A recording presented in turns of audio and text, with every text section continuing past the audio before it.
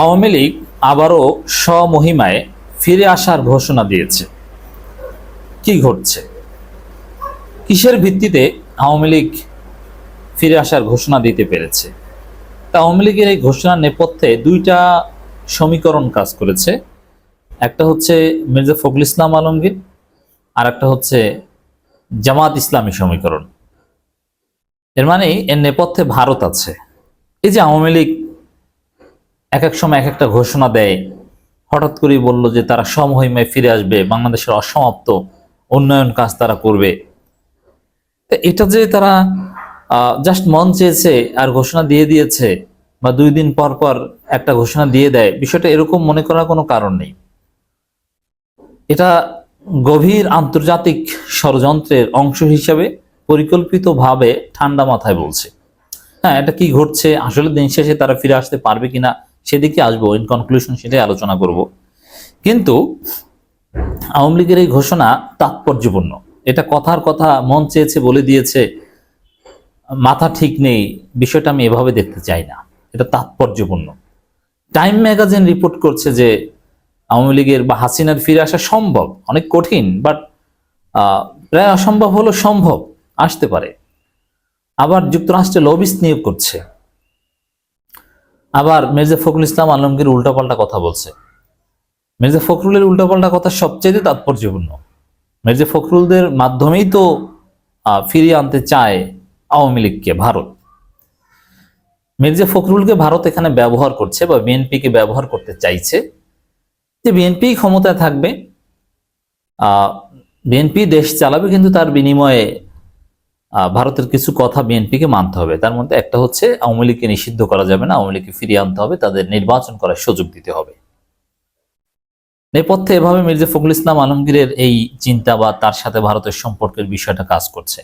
আরেকটা হচ্ছে জামাত ইসলামী। কেন আওয়ামী লীগকে ফিরিয়ে আনা হবে? কেনই বা আওয়ামী লীগ বলছে সমমহিমে আবার ফিরে আসবে? বা ভারত সহ আরো অনেকে কেন উঠে পড়ে লেগেছে আওয়ামী লীগকে ফিরিয়ে আনার জন্য? Because of Jamaat Islami. জামাত ঠেকাও। দেখেন, এই যে বিভিন্ন প্রচারণা চলছে বাংলাদেশে, যে কালো পতাকা, তারপরে মাহফুজ আলম হিজবুত তাহরীরের লোক, যে গণ অভ্যুত্থান হয়েছে এটা মৌলবাদীদের অভ্যুত্থান, তো এরকম একটা চিত্র দেওয়ার চেষ্টা কিন্তু হচ্ছে, একটা ন্যারেটিভ দাঁড় করানোর চেষ্টা হচ্ছে যেটা মৌলবাদীদের অভ্যুত্থান। আর আপনি দিন শেষে যতই কালো পতাকা বা অমুক তমুক হিজবুত তাহরীরের নেতা যাই বলেন না কেন, এই সব দোষগুলো পড়বে জামাতের উপর। জামাত ইসলামী একটা ইসলামপন্থী উদার গণতান্ত্রিক রাজনৈতিক দল, কিন্তু দিন শেষে দায়ী করা হবে তাদের।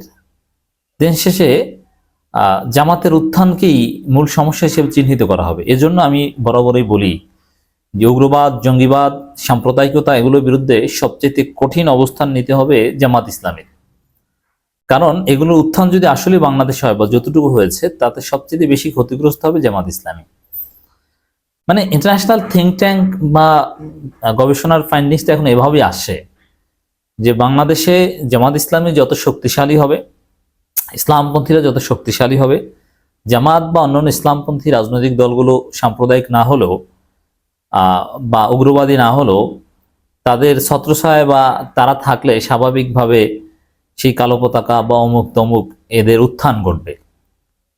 এই কারণে জামাতকে দুর্বল করতে হবে। এটা পৃথিবীর অনেক রাষ্ট্রই মনে করেন, পৃথিবীটা এভাবেই চলে, যে যাই বলি না কেন। এমনকি যুক্তরাষ্ট্র বা ইউরোপীয় ইউনিয়ন জামাত ইসলামী সম্পর্কে ইতিবাচক ধারণা রাখে, ইটস ট্রু, কিন্তু তারাও ওইভাবে চাইবে না যে জামাত ইসলামী ক্ষমতায় আসুক। জামাত ইসলামীর এক্সিস্টেন্স তারা চাইবে, বা জামাত ইসলামী একটা মেজর ফোর্স হিসেবে সোসাইটিতে রিমেইন করুক, সেটাও চাইবে। কিন্তু জামাত ইসলামী ক্ষমতায় আসুক, এই জিনিসটা তারাও ভালোভাবে নিবে না, কিংবা এটা অ্যালাউ করতে চাইবে না। এখন জামাতকে ঠেকানো দরকার। এটা মূলত ভারত থেকে শুরু করে পশ্চিমারা অনেকে মনে করে থাকতে পারেন। এজন্য আমি বরাবরের মতোই বলবো যে জামাত ইসলামীকে সংস্কার করতে হবে। কারণ জামাত ইসলামী নামে জামাত ইসলামীকে মেনে নেয়া, এখন যারা অলরেডি পলিটিক্যাল পার্টি হিসেবে জামাতকে মেনে নেন, ভারত মেনে না নিলেও তাদের জন্য কঠিন হয়ে যাবে মেনে নেয়া। এজন্য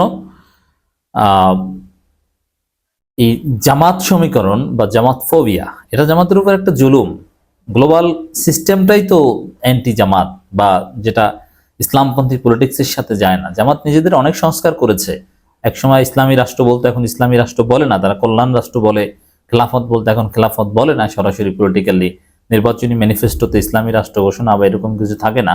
শরিয়া আইনের কথাও কার্যত বলে না, উদার গণতান্ত্রিক অধিকার ভিত্তিক রাজনীতির কথাই জামাত বলে। কিন্তু তারপরে ওই যে জামাত ইসলামী এবং পলিটিক্যালি না বলেও তাদের তরবিয়তমূলক প্রোগ্রামগুলোতে ঠিকই খেলাফত, ইসলামী আন্দোলন, ইসলামী শরিয়া, আল্লাহর জমিন, আল্লাহর আইন, এই কথাগুলো বলে। রাজনৈতিকভাবে হয়তো বলে না, কিন্তু দলীয় ফোরামে কিন্তু ঠিকই বলে। দেখবেন যে জামাত শিবিরের লোকজনকে যে ট্রেনিং দেওয়া হয়, সেখানে কিন্তু ঠিকই এই বিষয়গুলো নিয়ে আলোচনা হয়। অতএব দিন শেষে জামাত যতটুকু সংস্কার করেছে, এতে ক্ষমতা আসা এবং টিকে থাকা বর্তমান পলিটিক্যাল স্ট্রাকচারে কঠিন। এজন্য এরদোগানের থিওরি অনুসরণ করা ছাড়া জামাতের বিকল্প নেই। হ্যাঁ, এজন্য কি করবে না? আল্লাহর জমিন, আল্লাহর আইনের কথা কি বলবে না? অবশ্যই বলবে, কিন্তু টাইমিং এর একটা বিষয় আছে, সময়ের একটা বিষয় আছে, পরিবেশ তৈরি করার একটা বিষয় আছে। পৃথিবী কিভাবে চলে, পৃথিবীর বা গ্লোবাল পলিটিক্যাল রিয়ালিটিস বলতে একটা কথা আছে, সেগুলো ওভারলুক করে তো আপনি টিকতে পারবেন না। অতএব হেকমতের সাথে এগোতে হবে। তো এই যে আওয়ামী লীগ ফিরে আসার ঘোষণা দিচ্ছে, এর অর্থ হচ্ছে আওয়ামী লীগকে ভারত সহ অনেকেই ফিরিয়ে আনার একটা চেষ্টা করছে। হয়তোবা যুক্তরাষ্ট্র এখন পর্যন্ত আওয়ামী লীগ ফিরে আসুক এটা চায় না, অথবা আসলে যে বিষয়ে তারা খুব উদ্বিগ্ন হবে তাও না, কিন্তু অনেকেই থাকতে পারে যারা আওয়ামী লীগকে ফিরিয়ে আনতে চায়। তার ফলশ্রুতিতেই আওয়ামী লীগ সমহিমায় ফিরে আসার ঘোষণা দিচ্ছে, এবং ওই জামাতকে ঠেকানো এটার একটা কারণ হতে পারে, এবং এর কারণ হিসেবেই মির্জা ফখরুলকে ব্যবহার করছে। এবং জামাত ক্ষমতায় আসুক, এটা বিএনপি কিছুতেই চাইবে না। আর জামাত ক্ষমতায় আসার সম্ভাবনা দিন দিন বাড়ছে, যার ফলে ওই মির্জা ফখরুল এবং জামাত সমীকরণ নেপথ্যে কাজ করছে আওয়ামী লীগকে ফিরিয়ে আনার যে ষড়যন্ত্র চেষ্টা। কিন্তু আমি স্পষ্টভাবে বলতে চাই, কোনো লাভ নেই। আওয়ামী লীগ বাংলাদেশের রাজনীতি আর ফিরে আসবে না। বিদেশিরা তো আওয়ামী লীগ সরকারের পতন আসলে চায়নি, এটা তো বাংলাদেশের জনগণ ঘাট ধরে পতন ঘটিয়েছে। অর্থাৎ বিদেশিদের চাওয়া যে সব ক্ষেত্রে পূরণ হবে তা না, আবার ক্ষমতায় টিকে থাকতে হলে অনেক বাস্তবতা মেনে চলতে হয়, এটাও ঠিক। অতএব যেই চাক আওয়ামী লীগকে পুনর্বাসন করতে কিংবা আওয়ামী লীগ ফিরে আসুক, এটা তরুণ প্রজন্ম হতে দিবে না। আওয়ামী লীগের বিচার মাস্ট হবে, আর বিচারের পর তাদের শাস্তি হতে হবে। শাস্তির পর ফিরে আসবে কিনা সেটা তাও নতুন রাজনৈতিক বন্দোবস্তে নতুনভাবে তাদের আসতে হবে। প্রচলিত কাঠামোতে বিশেষ করে ওই চেতনাবাজি করে ৭১ মুজিব এইসব কথাবার্তা বলে রাজনীতিতে আওয়ামী লীগ কোনো আপিল পাবে না। আওয়ামী লীগকে যদি ফিরে আসতে হয় তাহলে নতুন রাজনীতি নিয়ে ফিরে আসতে হবে, সেটা কমপক্ষে 10 থেকে 15 বছর পর। আমরা যদি একটু খবরটা দেখি দর্শক, ফিরে আসার ঘোষণা আওয়ামী লীগের, আবারও ফিরে আসার ঘোষণা দিয়েছে বাংলাদেশ আওয়ামী লীগ।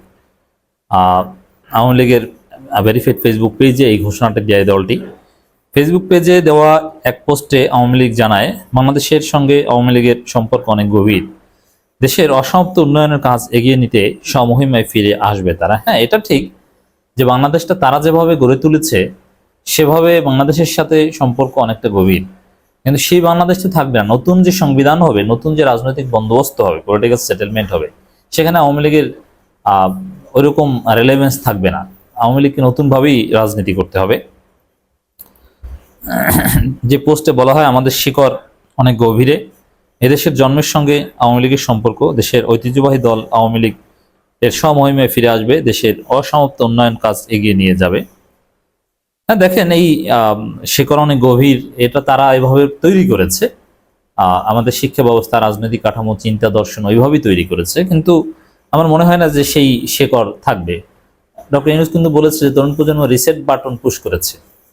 অতএব এই রিসেট বাটনে সে ৭১ মুজিব এগুলো জনগণ খাবে না। বর্তমান প্রজন্ম ৭১ মুজিব এগুলো পরোয়া করে না। এখন তারা নিজেদেরকে তুমি কে আমি কে, রাজাকার রাজাকার বলে। অতএব এই নতুন বাংলাদেশে, বাংলাদেশ 2-তে আওয়ামী লীগ যেভাবে নিজেদেরকে শেকড়ের সাথে সম্পর্কিত করে ফিরে আসার ঘোষণা দিয়েছে, এটা পারবে না। জাস্ট ভারতের ষড়যন্ত্র চলবে, এবং বিএনপির অবস্থাও খারাপ হবে বিএনপি বেশি চালাকি করলে, এটা আমরা আগেও বলেছি। উল্লেখ্য, ছাত্র জনতার গণ অভ্যুত্থানের মুখে শেখ হাসিনা পালিয়েছিল।